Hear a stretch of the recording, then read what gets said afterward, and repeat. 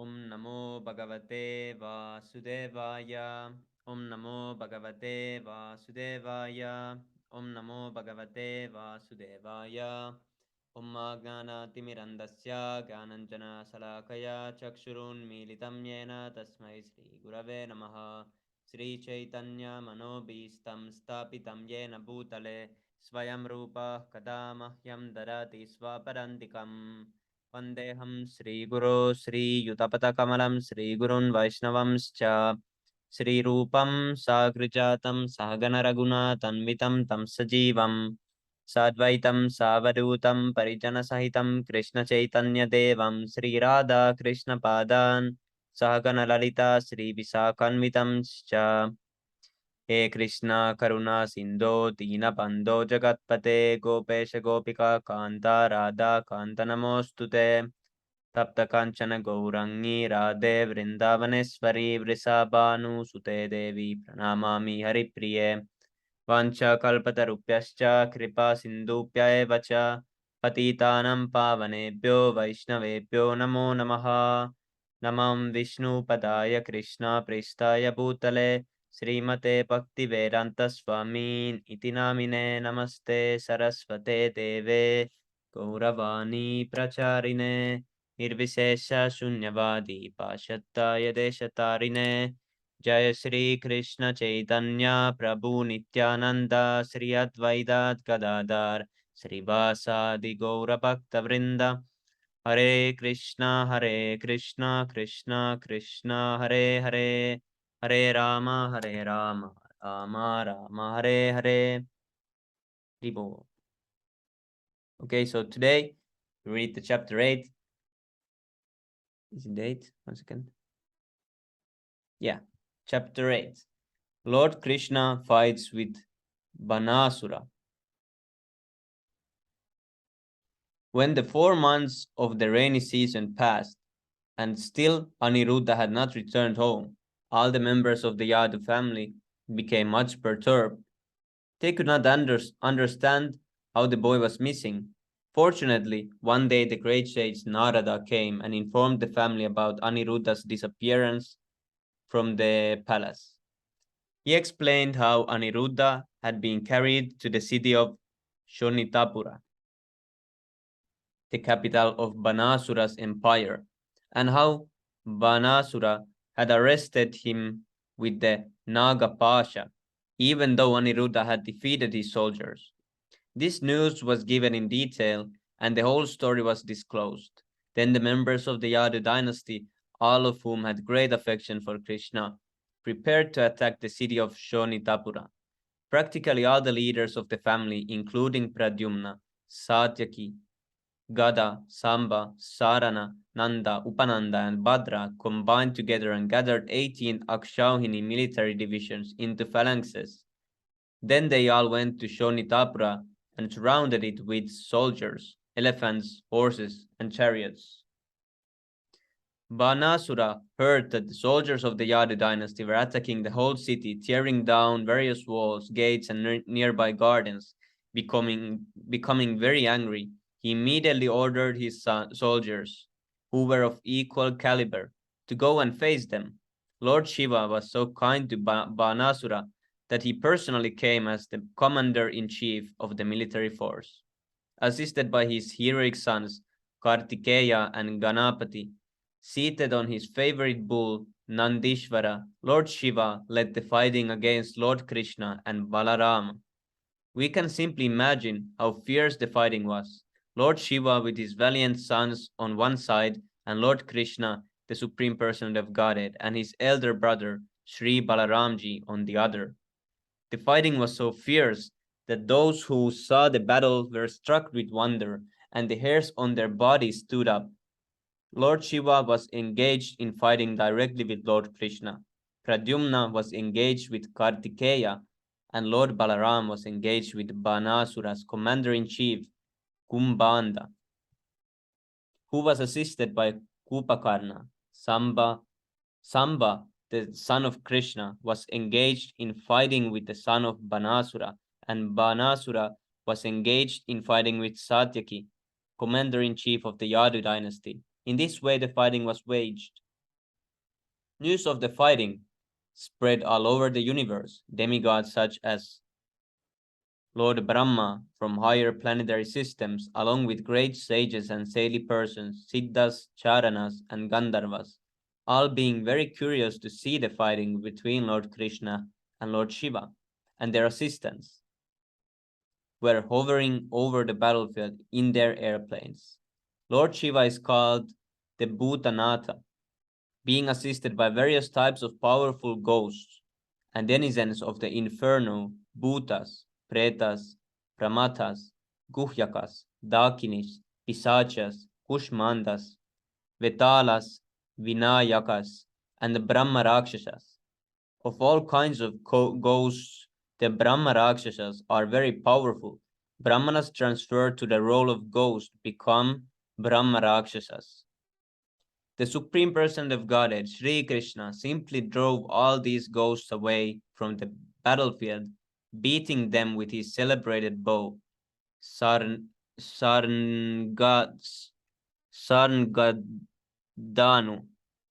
Sarngadanu, yeah. Lord Shiva then began to release all his selected weapons upon the person of Godhead. Lord Sri Krishna, without any difficulty, counteracted all these weapons with counter weapons. He counteracted the Brahmastra, similar to the atomic bomb, by another Brahmastra, an air weapon by a mountain weapon. When Lord Shiva released a particular weapon bringing about a violent hurricane on the battlefield, Lord Krishna presented just the opposing element, a mountain weapon, which checked the hurricane on the spot. Similarly, when Lord Shiva released his weapon of devastating fire, Krishna counteracted it with torrents of rain. At last, when Lord Shiva released his personal weapon called Pashupata Shastra, Krishna immediately counteracted it by Narayana Shastra.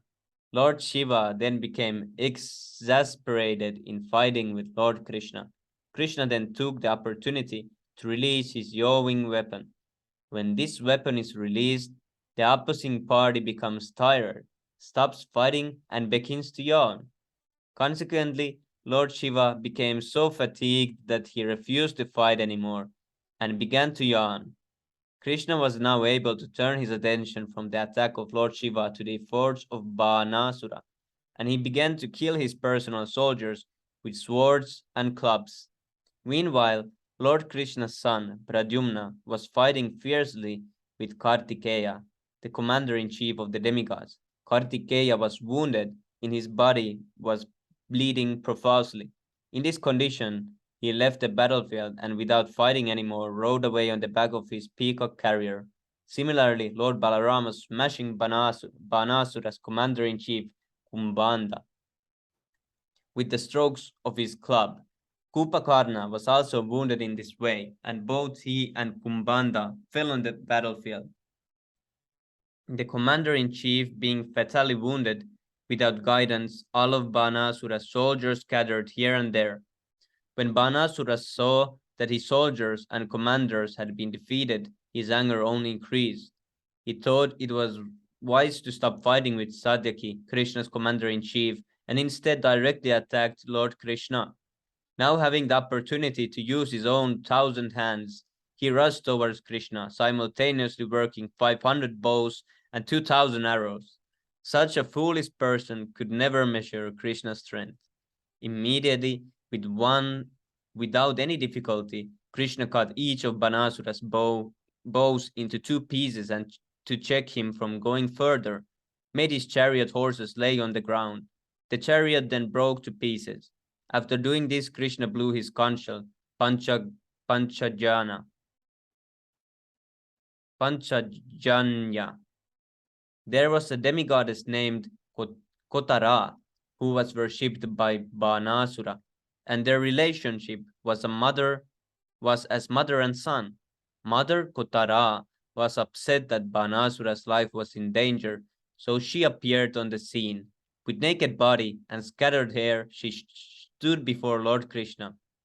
Sri Krishna did not like the sight of this naked woman, and to avoid seeing her, he turned his face. Banasura, getting this chance to escape Krishna's attack, left the battlefield.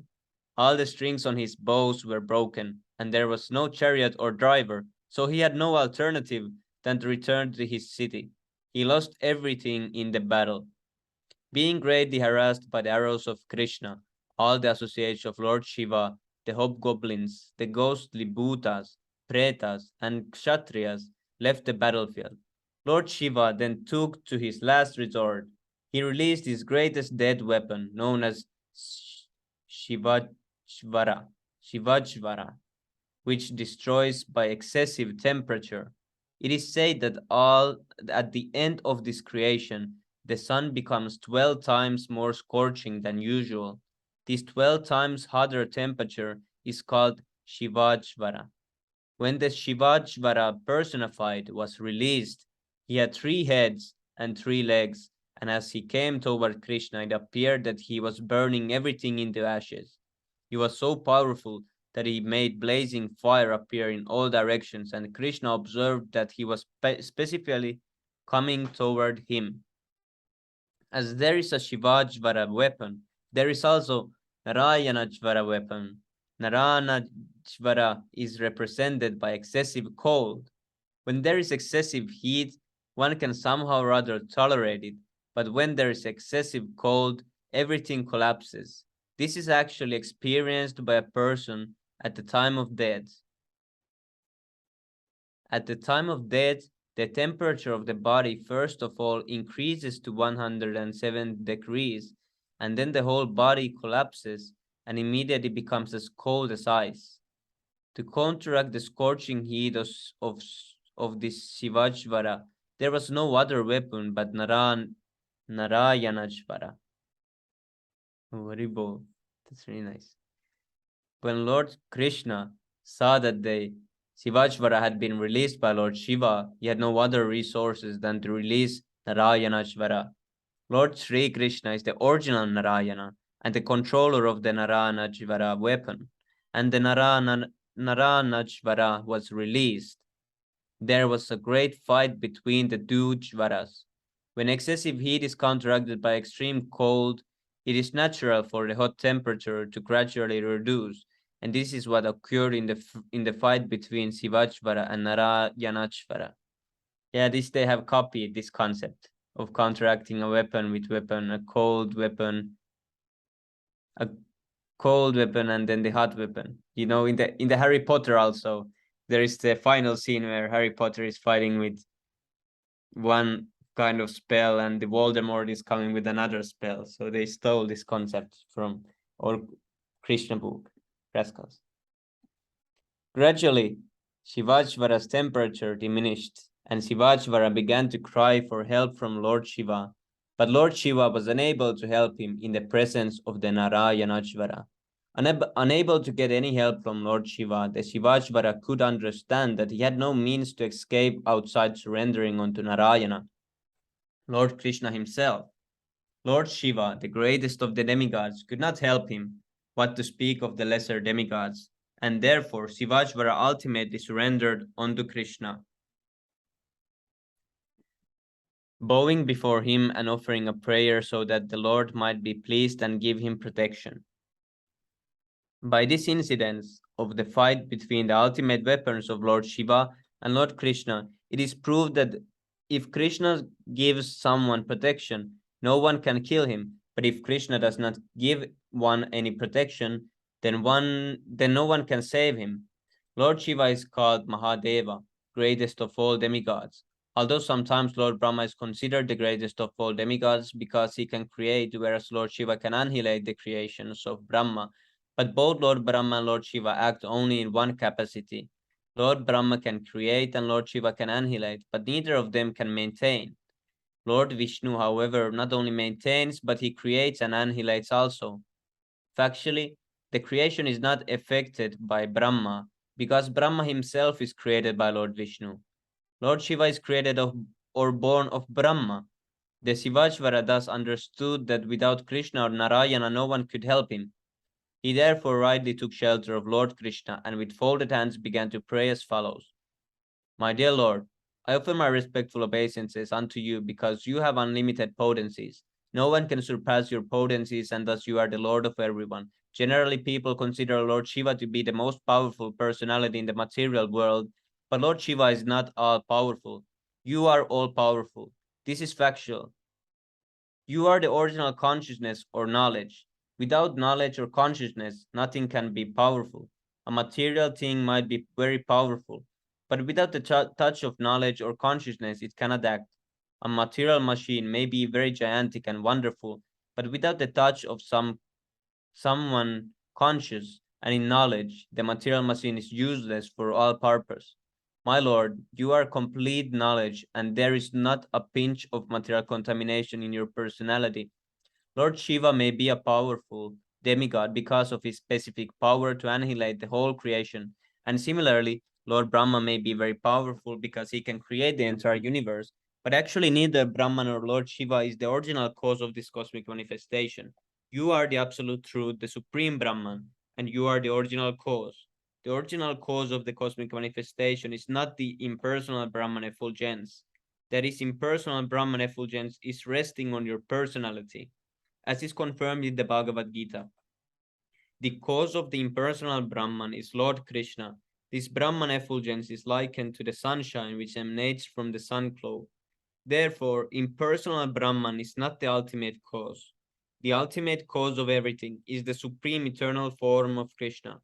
All material actions and reactions are taking place in the impersonal Brahman. But in the personal Brahman, the eternal form of Krishna, there is no action and reaction. My lord, your body is therefore completely peaceful, completely blissful, and is devoid of material contamination. In the material body, there are actions and reactions of the three modes of material nature. The time factor is the most important element and is above all others, because the material manifestation is affected by time agitation. Thus, natural phenomena come into existence, and as soon as there is the appearance of phenomena, fruitive activities are visible. As the result of these fruitive activities, a living entity takes his form. He acquires a particular type of nature, which is packed up in a subtle body and gross body formed by the life air, the ego, the dense sense organs, the mind, and the five gross elements. These then create the type of body which later becomes the root or cause of various other bodies, which are acquired one after another by the transmigration of the soul. All these phenomenal manifestations are the combined actions of your material energy. Unaffected by the action and reaction of different elements, you are the cause of this external energy, and because you are transcendental to such compulsions of material energy, you are the supreme tranquility. You are the last word in freedom from material contamination. I am therefore taking shelter at your lotus feet, giving up all other shelter. My dear Lord, your appearance as the son of Vasudeva in your role as human being is one of the pastimes of your complete freedom.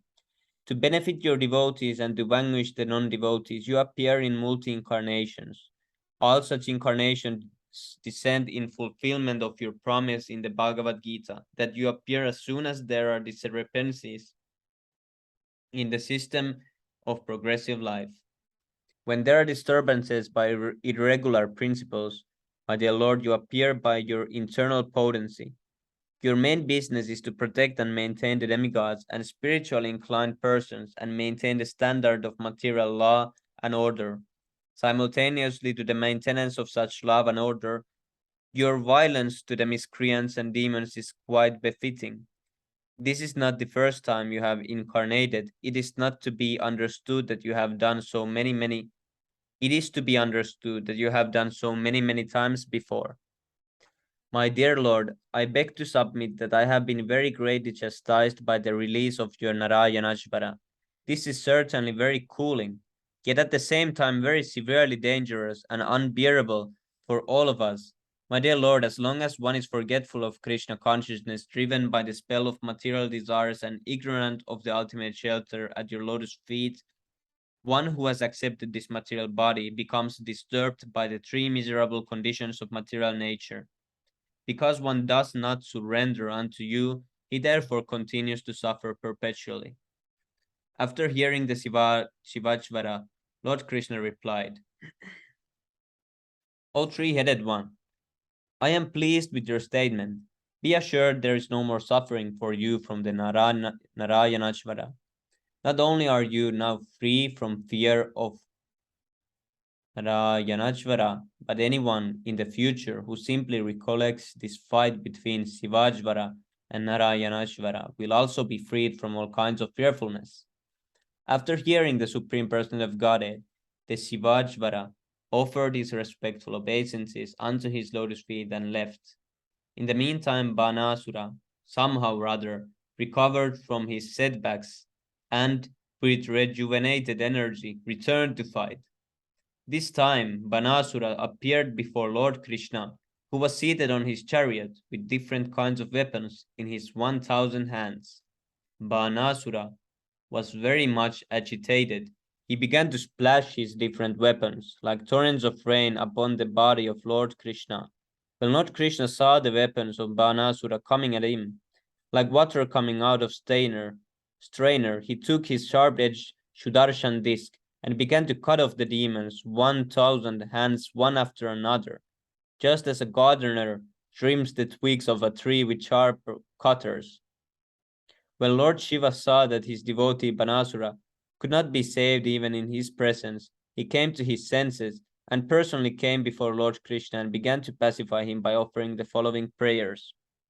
Lord Shiva said, My dear Lord, you are the worshipful object of the Vedic hymns. One who does not know you considers the impersonal Brahmajyoti to be the ultimate, supreme, absolute truth without any knowledge, and you are existing behind your spiritual effulgence in your eternal abode. My dear Lord, you are therefore called Para Brahman. This word Para Brahman has been used in the Bhagavad Gita to identify you. So any persons who have completely cleansed their hearts of all material contamination can realize your transcendental form. Although you are all pervading, like the sky, unaffected by any material thing, only the devotees can realize you, and no one else. In the impersonalist conception of your supreme existence, the sky is just like your navel. The fire is your mouth, and the water is your semina. The heavenly planets are your head, and all the directions are your ears. The Urvi planet is your lotus feet. The moon is your mind, and the sun is your eye. As far as I'm concerned, I act as your ego. The ocean is your abdomen, and the king of heaven, Indra, is your arm. Trees and plants are the hairs of your body, the clouds in the hair on your head, and Lord Brahma is your intelligence. All the great progenitors, known as Prajapatis, are your symbolic representatives, and religion is your heart. The impersonal feature of your supreme body is conceived of in this way, but you are ultimately the supreme person. The impersonal feature of your supreme body is only a small expansion of your energy.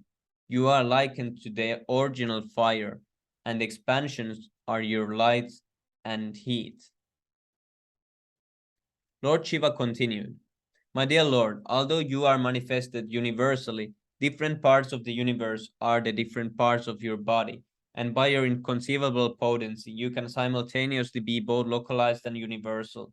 In the Brahma Samhita, we also find it is stated that although you always remain in your abode, Goloka Vrindavan, you are nevertheless present everywhere. As stated in the Bhagavad Gita, you appear to protect the devotees, which indicates good fortune for all the universe. All of the demigods are directing different affairs of the universe by your grace only. Thus, the seven upper planetary systems are being maintained by your grace. At the end of this creation, all manifestation of your energies, whether in the shape of demigod, beings, or lower animals, enter into you, and all immediate and remote causes of cosmic manifestations rest in you without distinctive features of existence. Ultimately, there is no possibility of distinction between yourself and any other thing on an equal level with you or subordinate to you. You are simultaneously the cause of this cosmic manifestation and its ingredients as well. You are the supreme whole, one without a second. In the phenomenal manifestation, there are three stages: the stage of consciousness, the stage of semi consciousness in dreaming, and the stage of unconsciousness. Hmm. But your lordship is transcendental to all these different material stages of existence. You exist therefore in a fourth dimension, and your appearance and disappearance do not depend on anything beyond yourself.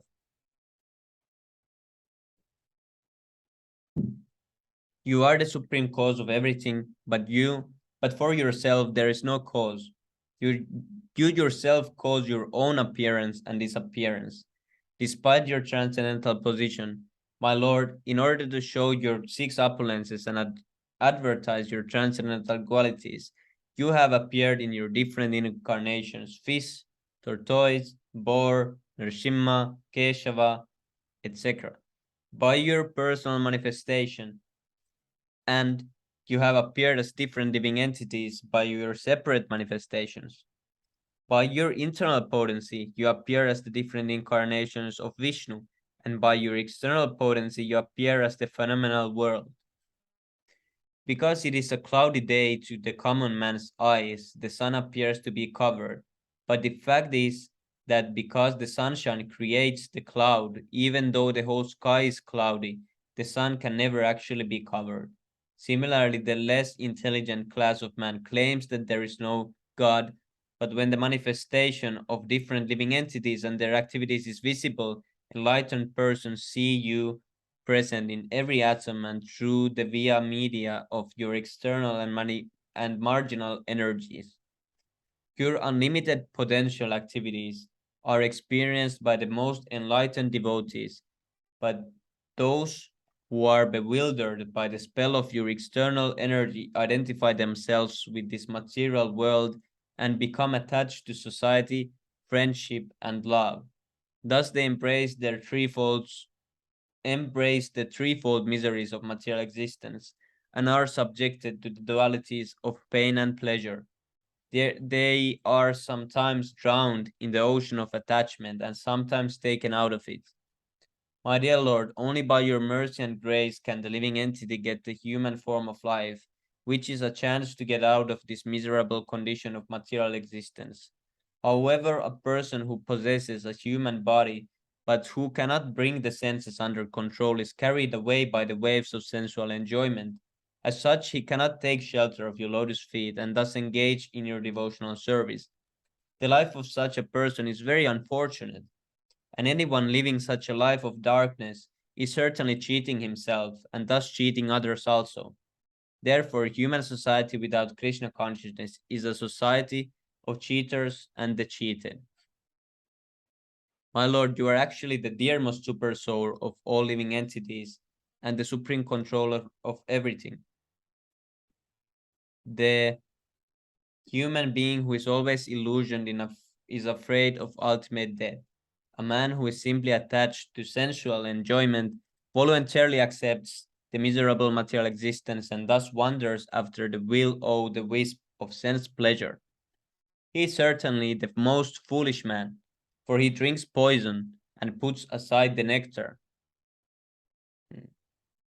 My dear Lord, all the demigods, including myself and Lord Brahma, as well as great saintly persons and sages who have cleansed their heart of the material attachment, have by your grace wholeheartedly taken shelter of your lotus feet. Hare Krishna.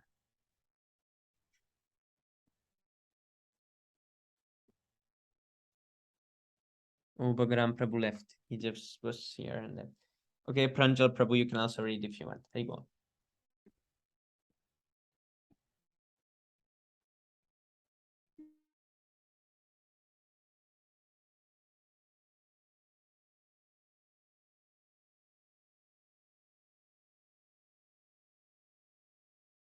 Hare Krishna, Bhagaram Prabhu, please accept my humble obeisances. All glories to Shri Prabhupada. Hare Krishna Prabhu, Dandavat Pranam, Jai Shri Prabhupada. Please accept my humble obeisance. All glory to Shri Prabhupada. Hey, well, Prabhu, it's your turn to read. Prabhu, I'm taking prasadam actually. Okay, I read then.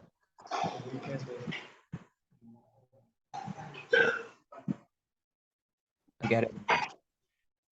We have all taken shelter of you, because we have accepted you as the Supreme Lord and the dearmost life and soul of all of us.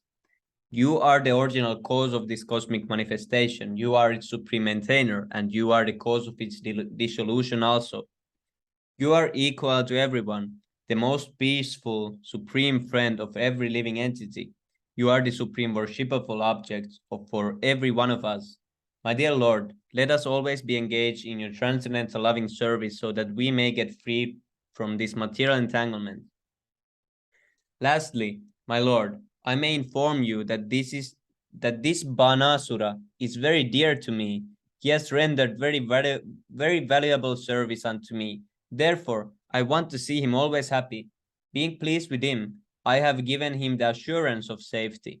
I pray to you, my lord, that as you were pleased upon his forefathers, King Prahlad and Bali Maharaj, you will also be pleased with him. After hearing Lord Shiva's prayer, Lord Krishna addressed him also as Lord and said, My dear Lord Shiva, I accept your statements, and your desire for Banasura is also accepted by me. I know that this Banasura is the son of Bali Maharaj, and as such I cannot kill him because that is my promise. I gave a benediction to King Prahlad that all the demons who would appear in his family would never be killed by me. Therefore, without killing this Banasura, I have simply cut off his arms to deprive him of his false prestige. The large number of soldiers which he was maintaining became a burden on this earth, and I have killed them all in order to minimize the burden. Now he has four remaining arms, and he will remain immortal, without being affected by the material pains and pleasures. I know that he is one of the chief devotees of your lordship, so you can now rest assured that henceforward he he need have no fear from anything. When Banasura was benedicted by Lord Krishna in this way, he came before the Lord and bowed down before him, touching his head to the earth. He immediately arranged to bring Aniruddha along with his daughter Usha seated on a nice chariot and presented them before Lord Krishna. After this, Lord Krishna took charge of Aniruddha and Usha, who had become very opulent materially because of the blessings of Lord Shiva, thus keeping forward a division of one Akshauhini of soldiers. Krishna began to proceed toward Dwaraka. In the meantime, all the people at the Dwaraka, having received the news that Lord Krishna was returning with Aniruddha and Usha, in great opulence, decorated every corner of the city with flags, festoons, and garlands. All the big roads and crossings were carefully cleansed and sprinkled with sandalwood pulp mixed with water. Everywhere there was the flavor of sandalwood. All the citizens, accompanied by their friends and relatives, welcomed Lord Krishna with great pomp and jubilation. At that time there was a tumultuous vibration of conch shells and drums and bugles to receive the Lord. In this way the Supreme Person of Godhead, Krishna, entered his capital, Dwaraka. Shukadeva Goswami assured King Parikshit that the narration of the fight between Lord Shiva and Lord Krishna is not at all inauspicious like ordinary fights. On the contrary, if one remembers the narration of this fight between Lord Krishna and Lord Shiva in the morning and takes pleasure in the victory of Lord Krishna, he will never experience defeat anywhere in his struggle of life. This episode of Banasura's fighting with Krishna and later on being saved by the grace of Lord Shiva is confirmation of the statement in the Bhagavad Gita that the worshippers of demigods cannot achieve any benediction without its being sanctioned by the Supreme Lord Krishna. Here, in this narration, we find that although Banasura was a great devotee of the Lord Shiva, when he faced death by Krishna, Lord Shiva was not able to save him. But Lord Shiva appealed to Krishna to save his devotee, and it was thus sanctioned by the Lord. This is the position of Lord Krishna. The exact words used in this connection in the Bhagavad Gita are Mayaiva Vihitam Hitan. This means that without the sanction of the Supreme Lord, no demigod can award any benediction to the worshipper. Thus ends the Bhaktivedanta purport of the second volume, 8th chapter of Krishna. Lord Krishna fights with Banasura. Vibhu. Okay, so tomorrow we read the story of King Riga. That's a nice story.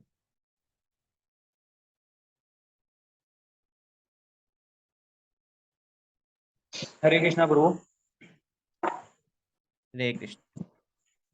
Prabhu, this Krishna book originally derived from the Bhagavatam, na? 10th canto. Yes, Prabhu. As it is, same as it is 10th canto. Yeah, it's like compiled of the Encanto. And I think Compiled. that some lectures also compiled. Yeah, yes, Prabhu. And purport is the as it is, na? Yeah. Thank you. People.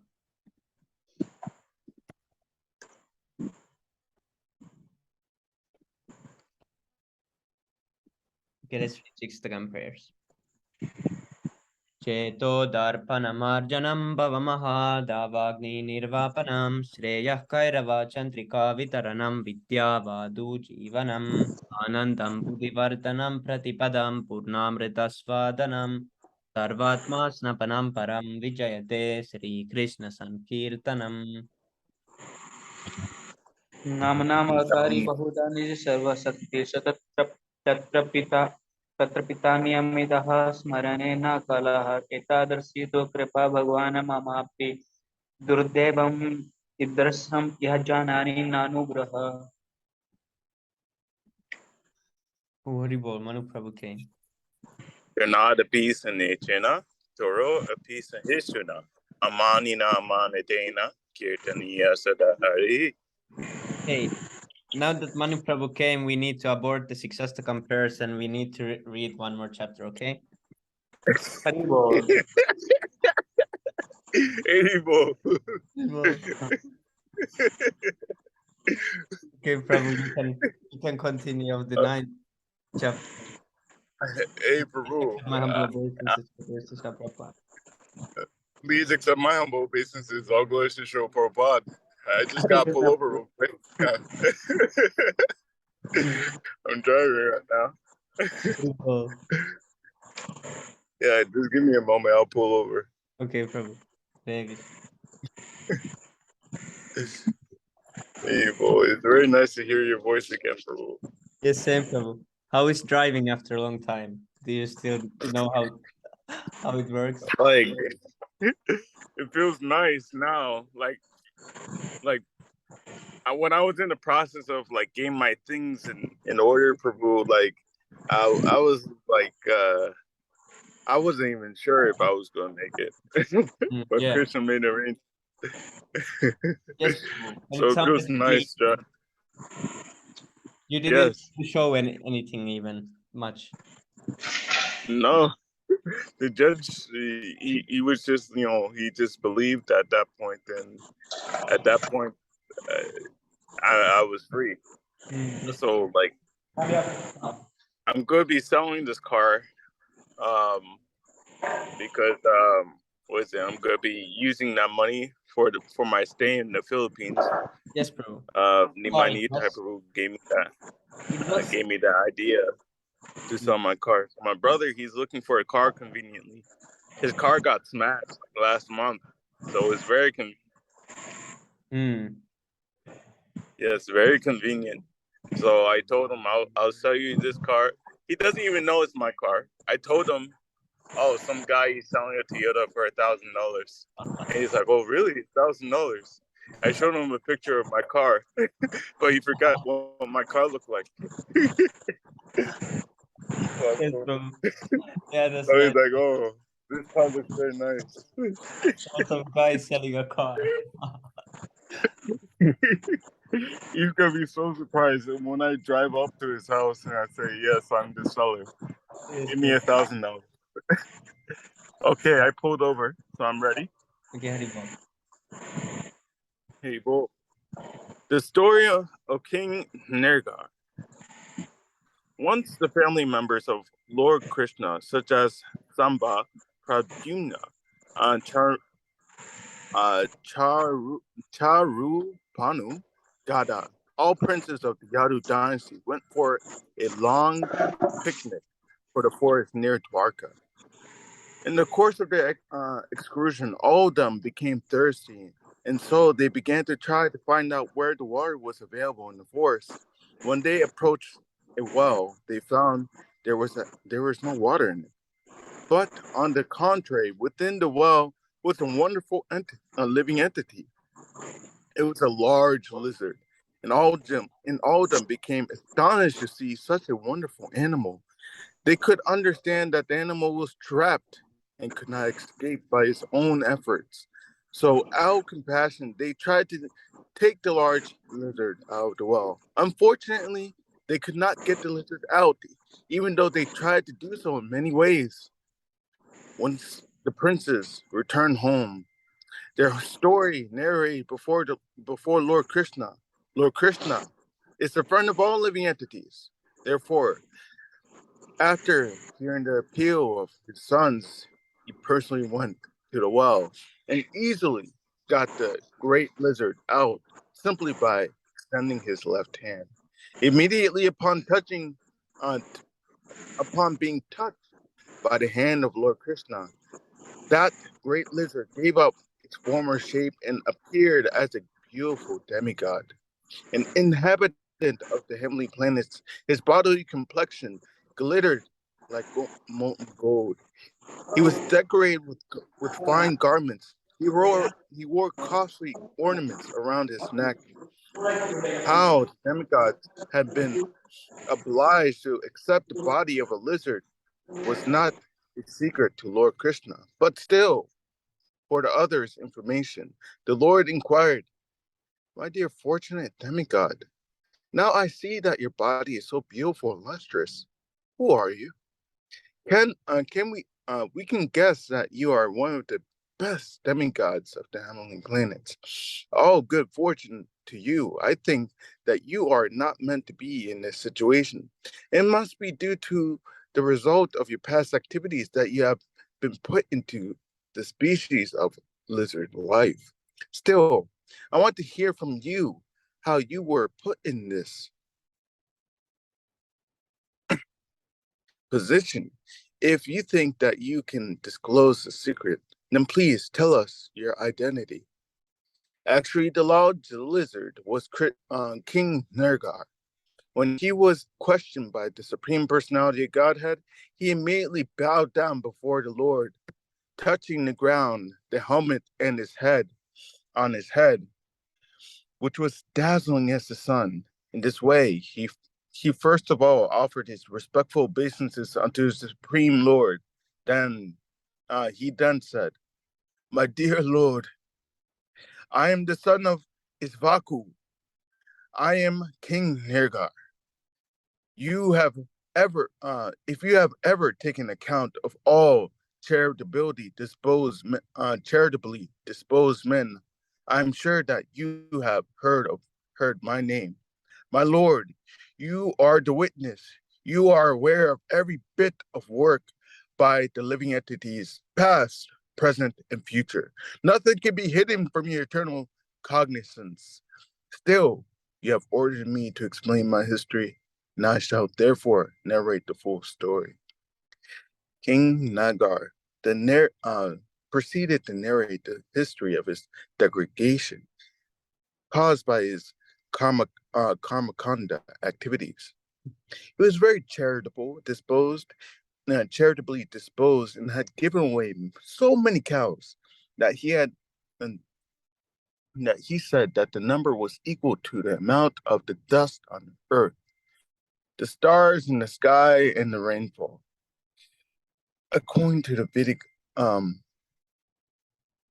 tutu, uh, Titulistic ceremonies, a man who is charitably disposed is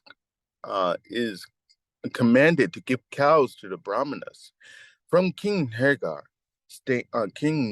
statement, it appears that he followed the principles earnestly.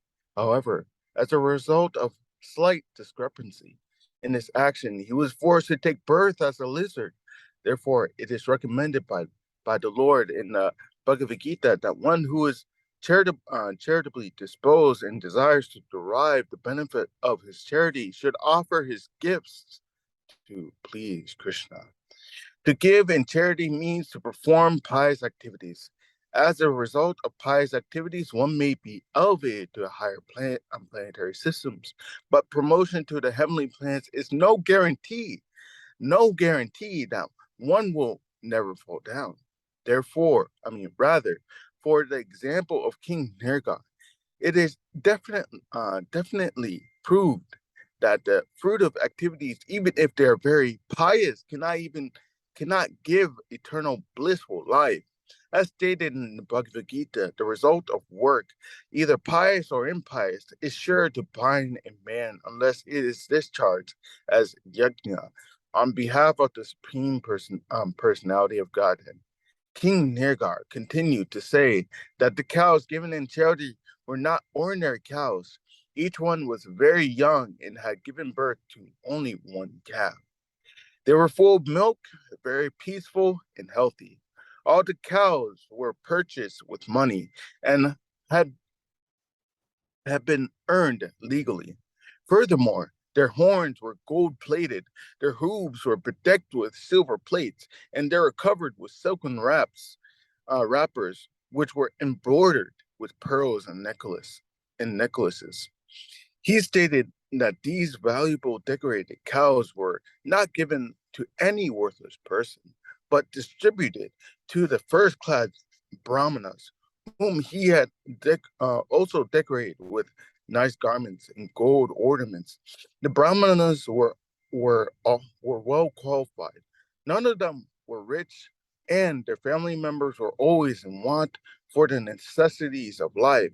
A real brahmana never hoards money for a luxurious life like the Kshatriyas or the Vaishyas, but always keeps himself in poverty-stricken condition, knowing that money diverts the mind to materialistic ways of life. To live in this way, the vow of qualified brahmanas and all brahmanas were well situated in the exalted vow. They were well learned in Vedic knowledge. They executed the required austerities and penances in their lives and were liberated, meeting the standards of qualified brahmanas. They were equally friendly to everyone. Above all, they were young and quite fit to act as qualified brahmanas. Besides the cows, they were also given the land, gold, houses, horses, elephants. Those who were not married were given wives, maidservants, grains, silver, utensils, garments, jewels, household furniture, chariots, etc.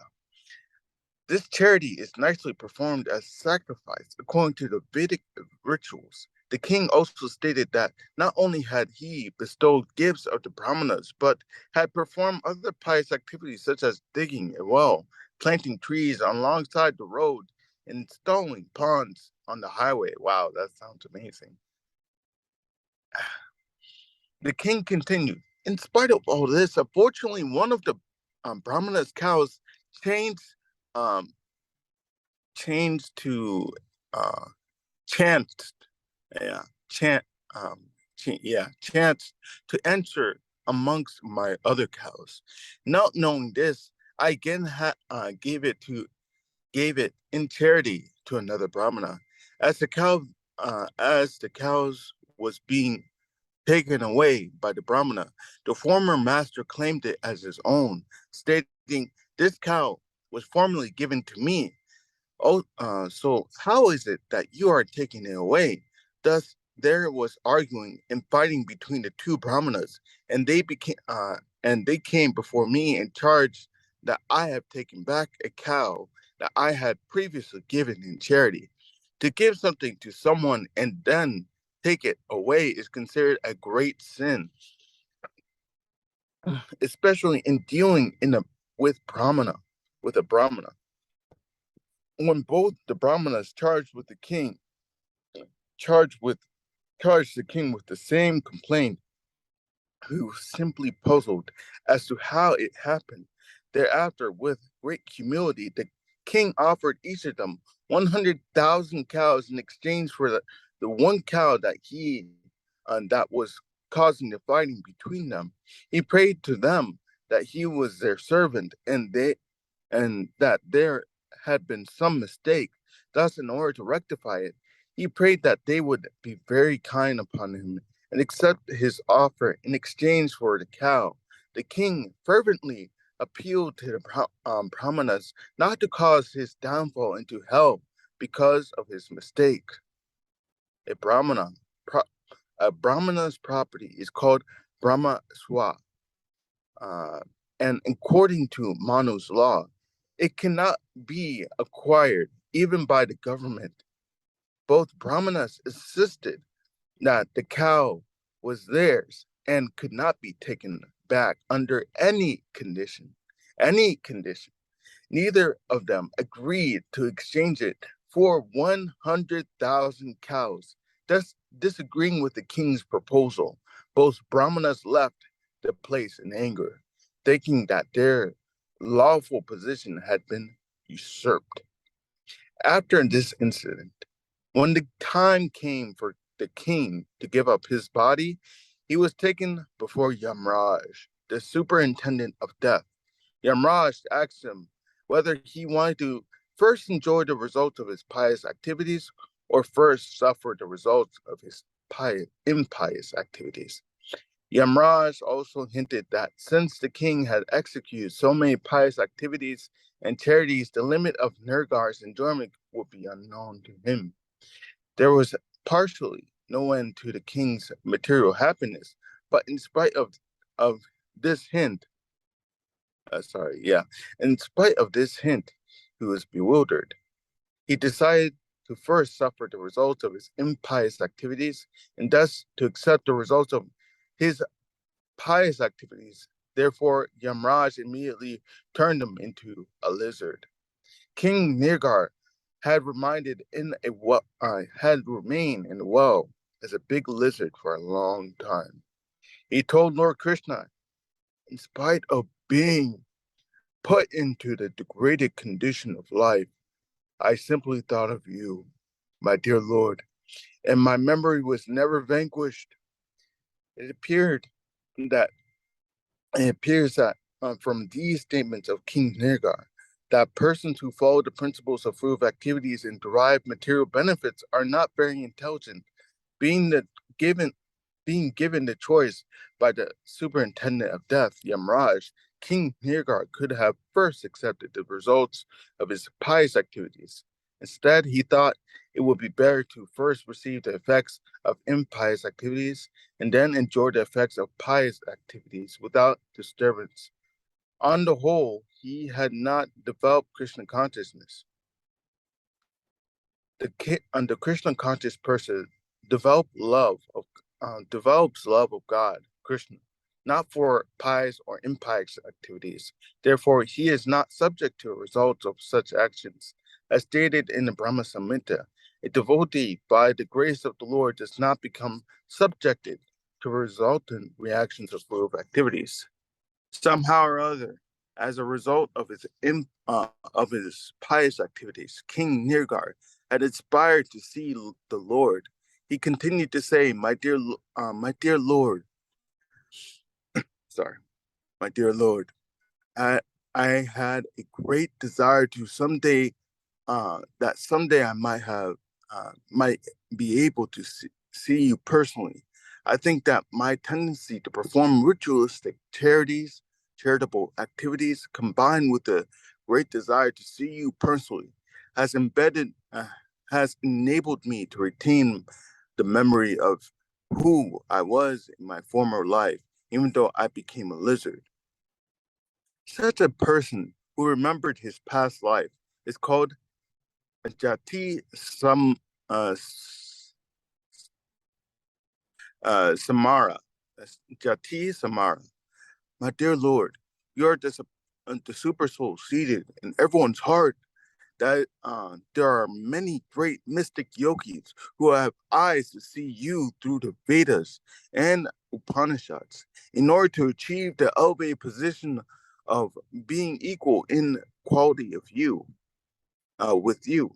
They always meditate on you up within their heart. Although such exalted saintly persons may see you constantly within their hearts, they still cannot see you eye to eye. Therefore, I'm very much surprised I'm able to see you personally.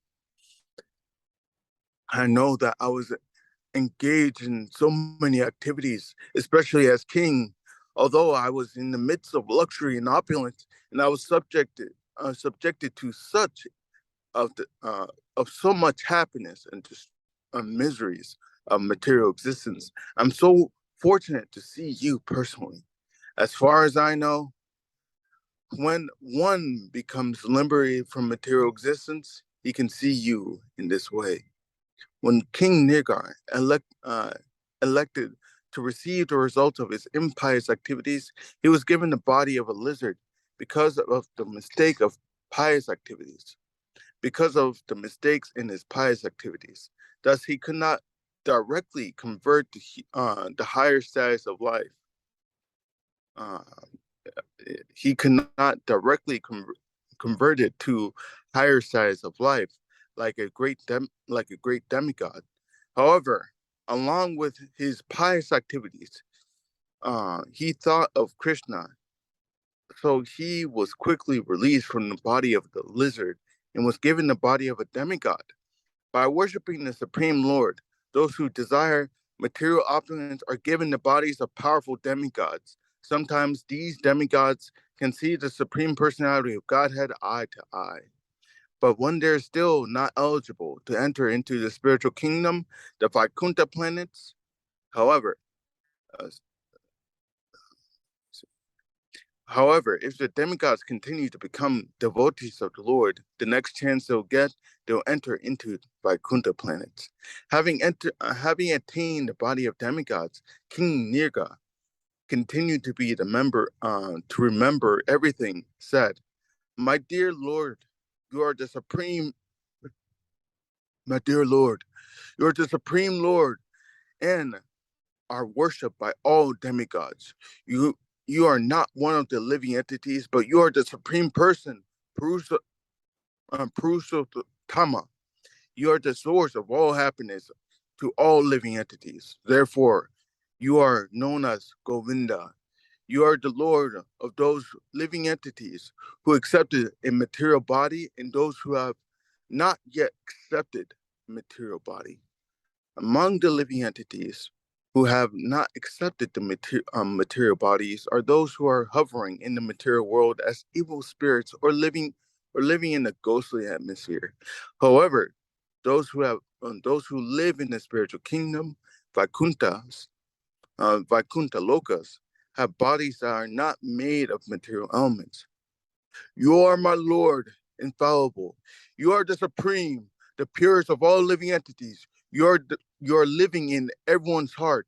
You are the shelter of all living entities, Narayana. Being seated in the heart of all living entities, you are the supreme dictator of everyone's sensual activities.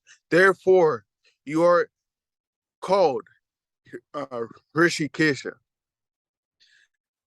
My dear Supreme Lord Krishna, because you have given me this body of a demigod, I will have to go to some heavenly planet. So I'm taking this opportunity to beg for your mercy that I may have the benediction of never forgetting your lotus feet. No matter which form of life or planet I may be transferred, you are all pervading, present everywhere as a cause and effect.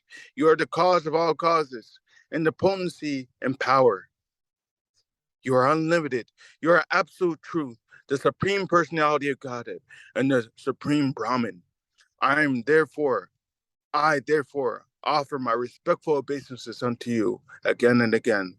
My dear Lord, your body is full of transcendental bliss and knowledge, and you are eternal. You are the master of all mystic powers. Therefore, you are known as Yogeshwar. Kindly accept me as an insignificant dust at your lotus feet. Before entering the heavenly planets, King Nirgar circumambulated, circumambulated the Lord and touched his helmet to the lotus feet of the Lord and bowed before him, seeing the airplane of the heavenly plants present before him. He was given permission by the Lord to board it.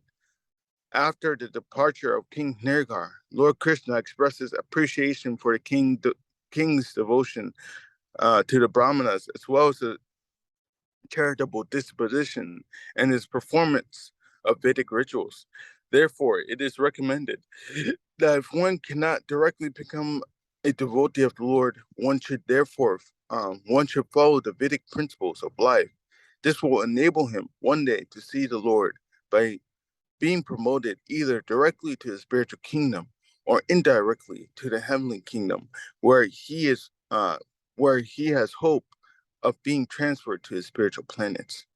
At this time, Lord Krishna was present among his relatives who were members of the Kshatriya class to teach him through the exemplary character of King Nirgar. He said, even though a Kshatriya king may be as powerful as fire, it is not possible for him to usurp the property of a Brahmana to utilize it for his own purpose. If this is so, how can an ordinary king who falsely thinks of themselves as the most powerful beings within the material world usurp Brahmana's property? I do not think I do not think taking poison is dangerous as taking a Brahmana's property. For ordinary poisons, there are treatment. One can be relieved of its effect. But if one drinks the poison of taking a Brahmana's property, there is no remedy for the mistake. The perfect example is King Nirgar. He was very powerful and very pious, but due to his small mistake of unknowingly usurping a Brahmana's cow, he was condemned to abominable life of a lizard. Ordinary, ordinary poison only the ordinary poison affects only those who drink it. An ordinary fire can be extinguished simply by pouring water on it, but the Arani fire, ignited by the spiritual potency of the Brahmana, can burn to ashes the whole family of a person who provokes such a Brahmana. Formerly, the Brahmanas used to ignite the fire of sacrifice not with matches or any other external fire, but with their powerful mantras called Arani. If someone even touches a Brahmana's property, he is ruined for 3 generations. However, if a Brahmana's property is forcibly taken, the taker's family for 10 generations before him and 10 generations after him will become subject to ruination. On the other hand, if someone becomes a Vaishnava or a devotee of the Lord, 10 generations of his family before his birth and 10 generations after will become liberated.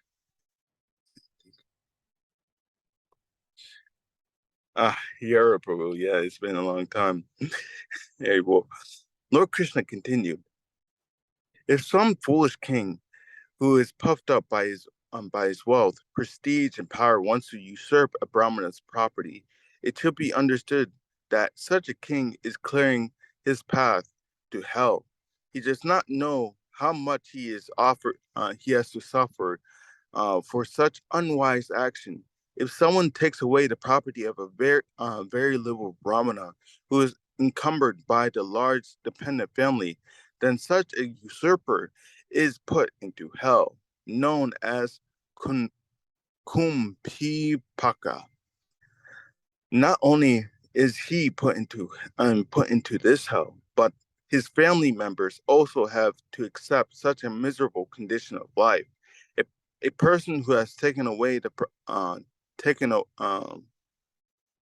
let me see, I lost my place. A person who takes away his property, uh, which has which has either been awarded to a Brahmana or taken away by him, is condemned to live for at least 60,000 years as miserably as an insect in stool. Therefore, I instruct you all, my boys and relatives present here, do not even by mistake onto possessions of a Brahmana and thereby pollute your whole family. If someone even wishes to possess such property, let alone attempts to take it away by force, the duration of life will be reduced. He will be defeated by his enemies, and after being bereft of the royal position, when he gives up his body, he will become a serpent. A serpent gives trouble to all living entities. My dear boys and relatives, I therefore advise you that even if a Brahmana becomes angry with you and calls you by ill names and cuts you, still you should not retaliate. On the contrary, you should smile, tolerate him, and offer. Yeah, let me just say, I just lost my place for some reason. Yeah, so you should smile, tolerate, and offer respects to the Brahmana. You know very well that even I myself, my obeisances to Brahmanas with great respect 3 times daily. You should therefore follow my instruction and example. I should not forgive anyone who does not follow them. You should learn from the example of King Nirgar that even if one unknowingly usurps the property of a Brahmana, he is put into a miserable condition of life. Thus, Krishna, who is always engaged in purifying the condition living entities, gave instruction not only to his family members and the inhabitants of Dwarka, but to all members of human society. After this, the Lord entered his palace. Thus ends the Bhaktivedanta purport of the second volume, ninth chapter of Krishna, the story of King Nirgar. Haribol. Haribol, thank you so much, Prabhu, for reading. That was amazing to hear. It was a very nice story. This is one of my favorite stories. Yes, Prabhu. Yeah, same. I really love it a lot. Wow.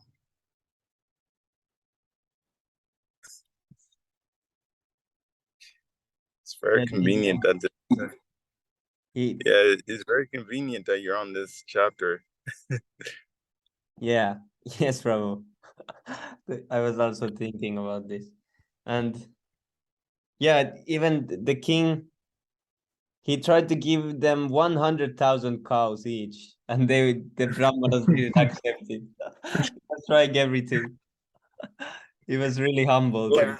And still they were like, oh, you stole our cow. By the way. Like 100,000, like they rejected that. And I was like, wow. Yeah. And that one part when he chose like the impious results and everything, I was thinking like when I first read it, I was thinking like, oh, he chose impious, he's being like very humble, he's doing the poison first and then he'll get the nectar. And then like it says later on, yeah, the Karmis are very unintelligent. he chose an impious act. Yeah. The I was first like, time I oh also man. read this, and because it was said that it was Yamaraj couldn't even count the pious activities. It was so large. So I was thinking that he's going to enjoy forever with his pious activities. So why he chooses this other thing? I was thinking also like this. Yeah, like, and that one part when was it? When a Brahmana should you call you bad names or like do that to you. Like that reminded me when was it? I got first chastised when I was getting trained up in ISKCON. And I was thinking about that when Yes. I got chastised. I was like, okay, so I should try to accept it, try to smile and everything. Yeah. You should smile, tolerate him, and offer your respect to the Brahmana. And it was if and calls you by ill names or cuts you. It was so specific that it was said that cuts you. Oh yeah, like that cut is like the sadhu sangha, right? Like Yeah. sadhu means like what is it? correct me if I'm wrong. Like sadhu means like cut. Yeah.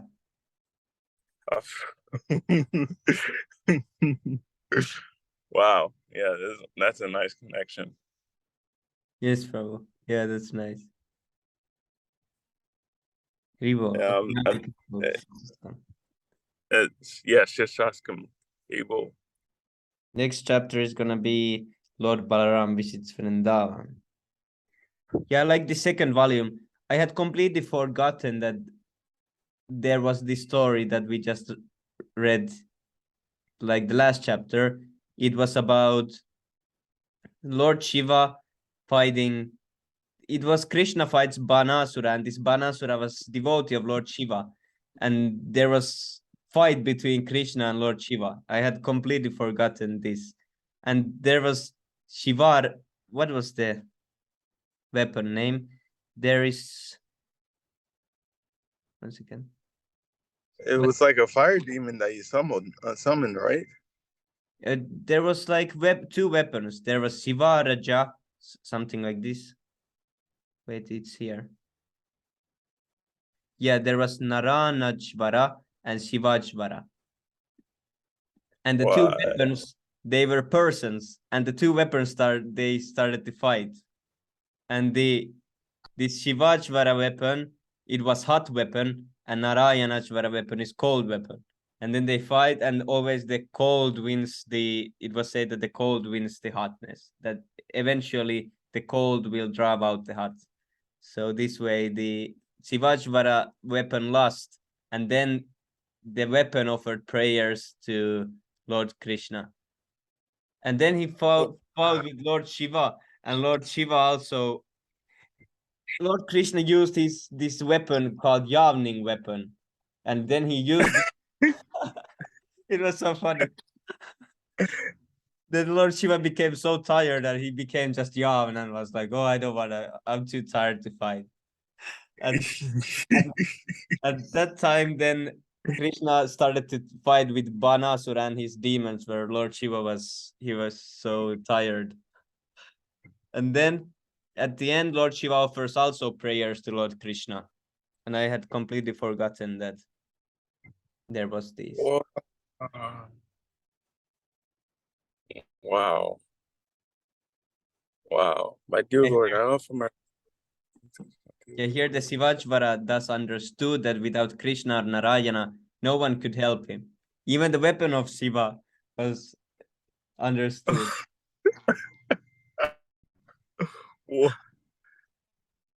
Wow. Yeah, Lord Shiva's. Definitely, I'm going to refer to this prayer. Yeah, I don't know how I didn't remember this at all, because we've been fighting a person. And yeah, here the weapon of Shiva says that Shiva is to be generally considered the most powerful personality, but Lord Shiva is not all powerful.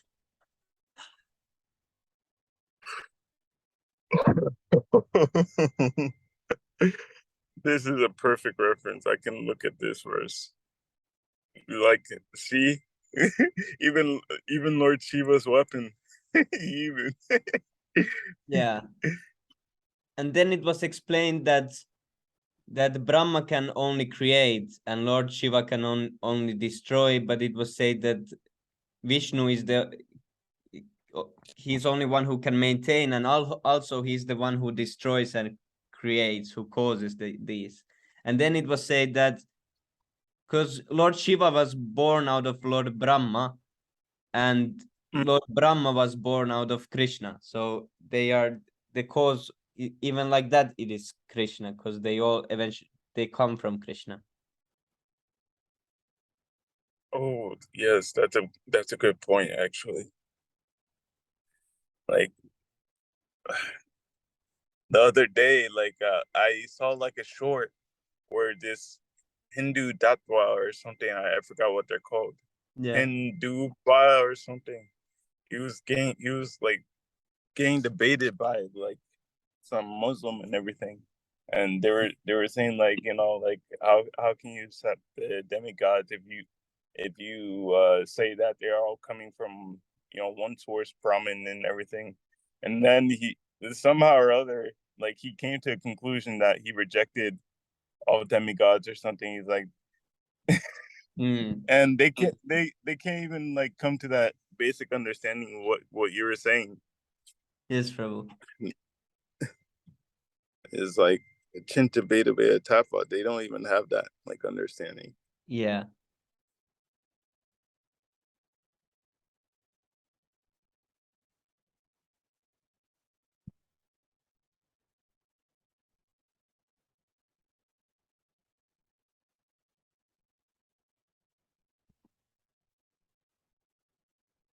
Is it here? Yeah, this is now the Sivajvara finished talking.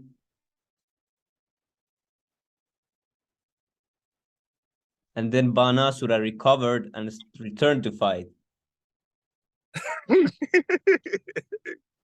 Yeah, and he began to splash weapons like turns of rays upon the body of Lord Krishna. He had 1,000 hands and he had so many weapons.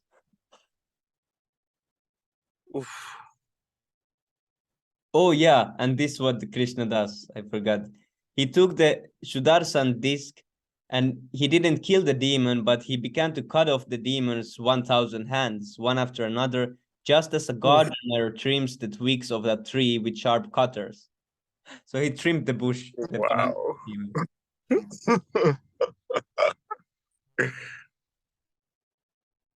Oh yeah, and then Lord Shiva saw this, and he was like, "Oh, my greatest devotee, he's getting cut up like a bush," and then Lord Shiva came to pray. The no.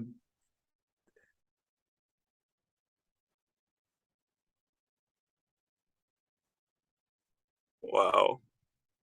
Yeah, here this prayer because Lord Shiva says this.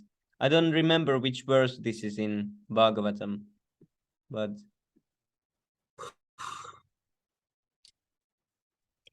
yeah, this is long description from Wow.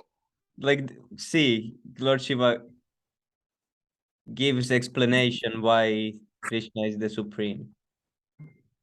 I need to always send this to. Okay, did I have to find that reference? Wow. Yeah, he explains all these examples like moon is your mind, sun is your eye. That's like was it? It's like chapter 11 or was it chapter 10 of Bhagavad Gita where like Krishna was like describing. Yeah. Yeah, so Shiva describes all these same things.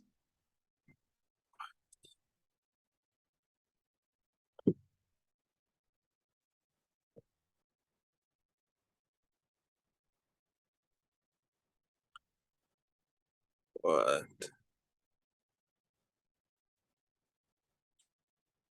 Yeah, where is the part where he's second Which part are you looking for?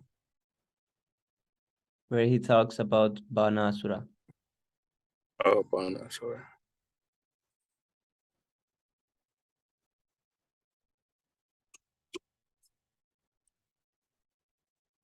Yeah, here. Last after giving all the prayers and telling recognizing Krishna as the supreme and offering obeisances. Then he says, lastly, my lord, I may inform you that this Banasura, and this is like right after the Banasura has been trimmed, all his arms has been trimmed, and he's there with his like what is left, like a tree where what is trimmed fully. He's just the trunk is left there. He was such and he says, lastly, my lord, I may inform you that this Banasura is very dear to me. He has rendered very valuable service unto me. Therefore, I want to see him always happy. Being pleased with him, I have given him the assurance of safety. I pray to you, my lord, that as you were pleased upon his forefathers, King Prahlad and Bali Maharaj, you will also be pleased with him. Yeah, because he was predicted. Oh, wait. Banasura is related to Prahlad and Prahlil Maharaj. Yeah, this was also I first time learned this. What? Yeah, and Lord Shiva, because Lord Shiva was protecting him, so Krishna didn't kill him. And not only that, also because his forefathers and yeah. Wow. Krishna explains that I know that this Banasura is the son of Bali Maharaj, and as such I cannot kill him, because that is my promise. I gave benediction to King Prahlad that all the demons from who would appear in his family would never be killed by me. Yeah, this why he was not killed. What? Amazing. Yeah. I'm wondering, like, how long does the family line of Prahlad Maharaj Yes, extend? yeah. What? Yeah, then he says, therefore, without killing this Banasura, I have simply cut off his arms to deprive him of his false prestige. The large number of soldiers which I was maintaining became a burden on this earth, and I have killed them all in order to minimize the burden. Yeah, so he just trimmed all the soldiers away, all the excessive hands away, and now he has 4 remaining arms. Yeah, Krishna left him 4 arms, so he cannot hold thousands of weapons anymore. And he also will remain immortal. That was also told him. Wow. So he's still living with us right now. Yeah, and then was said without being affected by the material pains and pleasures.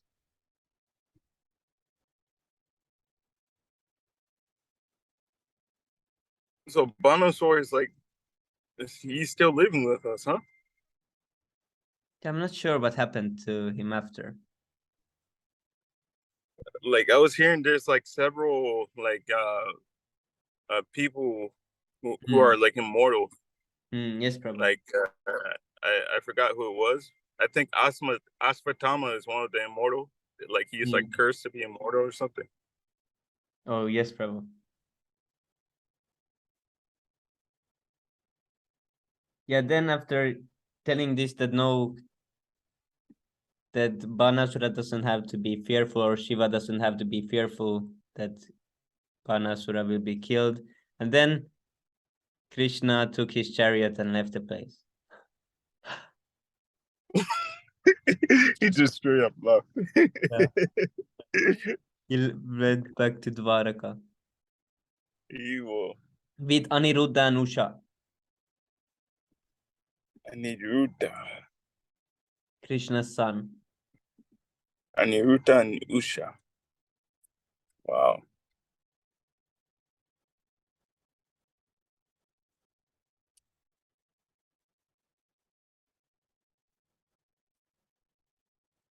Yeah, this was also really specific, that if one remembers the narration of this fight between Lord Krishna and Lord Shiva in the morning and takes pleasure in the victory of Lord Krishna, he will never experience defeat anywhere in his struggle of life.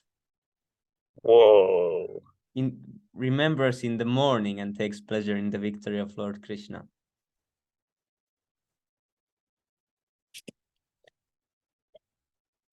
Yeah, I like that benediction. I can be victorious over Maya by remembering Krishna. Yeah, and yeah, this episode was, it confirms the statement that worshippers of demigods cannot achieve any benediction without Krishna. Not even Lord Shiva's devotee, because Banasura was Shiva's devotee, but he was cut like bush, and Shiva had to come pray. Krishna doesn't have to go pray to someone that, oh, say my devotee. Your Prabhu is saying it's like a connection to Mangalarti. Are you speaking about this benediction, your Prabhu?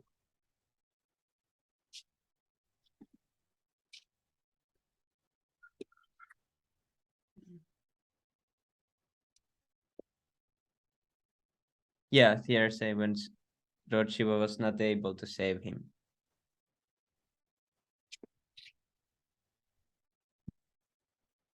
Okay, Haribol, now let's go to sixth Astakam prayers. Evil. चेतोदर्पणमार्जनं भवमहादावाग्निर्वापनं श्रेयः कैरवचन्द्रिका वितरणं विद्यावादू जीवनम् आनन्दं बुद्धिवर्धनं प्रतिपदं पूर्णामृतस्वादनं सर्वात्मा स्नपनं परं विजयते श्रीकृष्णसङ्कीर्तनम्. Nam nam akari pahudan ditisara sakti stakta pitani amitas mane nakalaha. Ita tishita vakipa pagavama ma pi deva mitri samiha janina niraga. Trinadapi sunicena tarorapi sahisnuna amanina manadena kirtaniya sada hari. Natanam datanam dasundarim kavitava jagadesh kamaye. Mama jamani jamani isware pavita paktya hetakitoye. Ainandatanuja kinkaram patitam mam vishame bhavam budau kripaya tava pada pankaja stita duli satrisam vichintaya. Nayanam kalad ashutaria patanam katkarudagriya pulakin nititamba pukata tavanama kehe bhavishati. Yuga itam nimeshena chakshusha pravirsya itam shunya itam jagat sarvam govinda virahena me. Aswasyava pararatumam nadashnama mahatam kurutava yatatitava vitatulam matpraninastu sevanapara. Haribo. Evil. Glory to the Sri Krishna Sankirtan, which Haribol! Evil!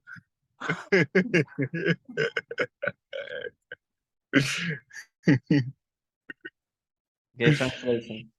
Glory to the Sri Krishna Sankirtan, which cleanses the heart of all that has Yeah. accumulated for years and extinguishes the fire of repeated birth and death. This Sankirtan movement is the prime benediction for humanity at large because it spreads the rays of the benediction moon. It is the life of all transcendental knowledge. It increases the ocean of transcendental bliss and it enables us to fully taste the nectar for which we are always anxious. Oh, my Lord, your holy name alone can render all benedictions to living beings, and thus you have hundreds and millions of names like Krishna and Govinda. In these transcendental names, you have invested all your transcendental energies. There's not even hard and fast rules for chanting these names. Oh, my Lord, out of kindness, you enable us to easily approach you by your holy names. But I'm so unfortunate that I have no attraction for them.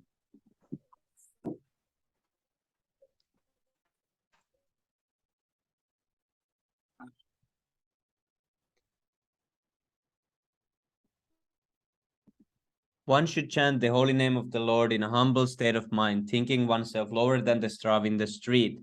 One should be more tolerant than a tree, devoid of all sense of false prestige, and should be ready to offer all respects to others. In such a state of mind, one can chant the holy name of the Lord constantly. Your Prabhu. Oh, my Lord, I have no desire to accumulate wealth, nor do I desire beautiful women, nor do I want any number of followers. I only want your causeless devotional service, birth after birth. O son of Maharaj Nanda, Krishna, I am your eternal servitor, yet somehow or other I have fallen into the ocean of birth and death. Please pick me up from this ocean of death and place me as one of the atoms at your lotus feet. Oh, my Lord, when will my eyes be decorated with tears of love flowing constantly when I chant your holy name? When will my voice choke up, and when will the hairs of my body stand on end at the recitation of your name? Oh Govinda, feeling your separations, I'm considering a moment to be like 12 years or more. Tears are flowing from my eyes like torrents of rain, and I'm feeling all vacant in the world in your absence. I know no one but Krishna as my Lord, and he shall remain so if he handles me roughly. By his embrace or makes me brokenhearted but not being present before me, he is completely free to do anything and everything, for he is always my worshipful Lord, unconditionally. Haribo, Sri Siksastakam ki jai, Harinam Sankirtan ki jai, Jai! Panchadharma Jai! ki Jai! jai, Nityananda Prabhu ki jai, Jai! Chaitanya Mahaprabhu ki Jai! jai, Jagat Guru Sri Bhaktivedanta Swami Jai! Prabhu Jai! ki jai, Nitai Gaur Jai! Premanand, Jai! Hari Jai! Hari Jai! Hari, Hari, Bol. Bo! Haribo! Okay, now I'm shouting in. Okay.